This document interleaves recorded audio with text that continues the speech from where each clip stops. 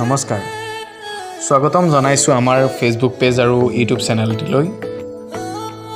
এই কবিতাটিৰ শিৰোনাম হৈছে মোৰ শেষ অনুৰোধ। কবিতা আবৃত্তি কৰিছোঁ দীপজ্যোতি শৰ্মাই। কবিতা লিখিছে গোলাপলতা গোস্বামীয়ে আৰু এই ভিডিঅ'টো সকলো প্ৰয়োজনা কৰিছে দীপজ্যোতি দাসে। নমস্কাৰ। কবিতাৰ শিৰোনাম মোৰ শেষ অনুৰোধ।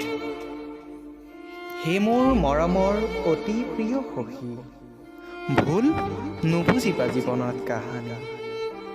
কাইতে আৱৰি আছে হিয়াখনি, ভাগ্যৰ লিখন তুলনাবিহীন। মোৰ আকুল আহ্বান, বিপদত নেৰিবা তুমি। বিৰহ বেদনাৰে কলিজা আছে ভৰি, নিজানত থাকোঁ তোমাৰ কথাকে ভাবি। তোমাৰ মৰমবোৰ কিয় গ'ল আঁতৰি?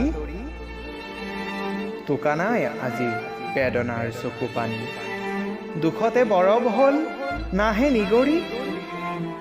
কৈছিলোঁ বহু কথা অন্তৰ খুলি, বাকী থাকিল ক'ব আৰু বহু বেছি।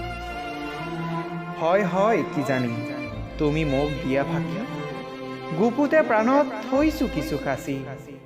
মহাসাগৰৰ পাৰত তোমাৰ কথাকে ভাবি আছিলোঁ দুৱৰীৰ দলিচাতে বহি।